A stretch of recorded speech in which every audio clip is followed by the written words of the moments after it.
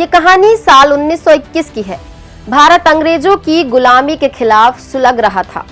हर गली और चौक पर स्वराज का नारा गूंज रहा था। महात्मा गांधी के असहयोग आंदोलन ने अंग्रेजी हुकूमत की जड़ें हिलानी शुरू कर दी थी। देश में एक अलग ही माहौल था, गुस्सा, उम्मीद और आजादी की चाह। ऐसे समय में बनारस में एक ऐतिहासिक घटना घटने वाली थी। पंडित मदन मोहन मालवीय का सपना था कि भारत में एक ऐसा विश्वविद्यालय बने जो न केवल भारतीय संस्कृति और परंपराओं को संजोए बल्कि आधुनिक शिक्षा का केंद्र भी बने। उनकी मेहनत से बनारस हिंदू विश्वविद्यालय यानी BHU का निर्माण शुरू हुआ, लेकिन एक चुनौती थी, पैसे की कमी। उन्होंने देश भर से चंदा जुटाना शुरू किया। कहते हैं जब मालवीय जी ने हैदराबाद के निजाम से मदद मांगी तो उन्होंने तंज कसते हुए कहा, मेरे पास देने के लिए जूतों के अलावा कुछ नहीं है। मालवीय जी मुस्कुराए और बोले, जूते ही दे दीजिए। उनकी बातों में ऐसा असर था कि निजाम ने बाद में अपनी गलती मानकर 1 लाख रुपए दान में दिए।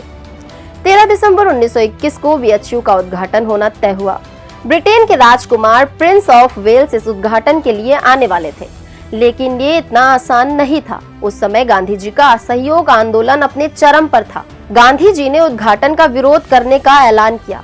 उनका कहना था कि ऐसे समय में जब भारत अंग्रेजों के खिलाफ खड़ा है, किसी ब्रिटिश शाही सदस्य का स्वागत करना आजादी की लड़ाई का अपमान होगा।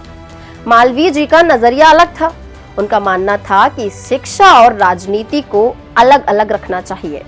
उनके लिए BHU केवल एक विश्वविद्यालय नहीं था, बल्कि भारत के भविष्य का आधार था। उन्होंने विरोधों के बावजूद राजकुमार को उद्घाटन के लिए आमंत्रित किया।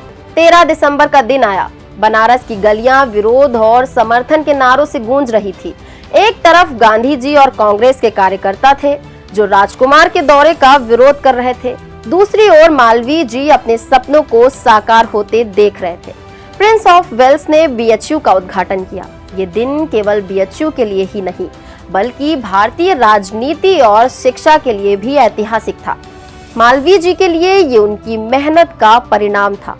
उन्होंने साबित किया कि अगर इरादे पक्के हों तो कोई भी बाधा आपको रोक नहीं सकती।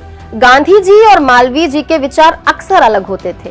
जहां गांधी जी अंग्रेजी शासन का हर रूप में विरोध करते थे, वहीं मालवीय जी ने शिक्षा के क्षेत्र में अंग्रेजों की मदद लेना उचित समझा। लेकिन उनके लिए शिक्षा सबसे बड़ी ताकत थी। उदाहरण के तौर पर 1942 में जब गांधी जी ने छात्रों से स्कूलों का बहिष्कार करने का आह्वान किया तो मालवीय जी ने इसका विरोध किया। उन्होंने कहा कि शिक्षा के बिना कोई भी आंदोलन सफल नहीं हो सकता।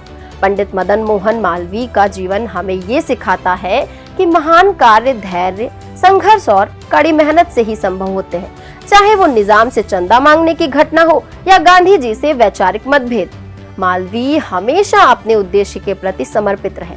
आज BHU भारत का एक प्रतिष्ठित संस्थान है। जब हम इसके शानदार परिसर को देखते हैं तो हमें मालवीय जी के संघर्ष और दूरदर्शिता की याद आती है। अगर आपको ये वीडियो पसंद आया हो तो इसे लाइक और शेयर करें। हमारे चैनल को सब्सक्राइब करें। धन्यवाद।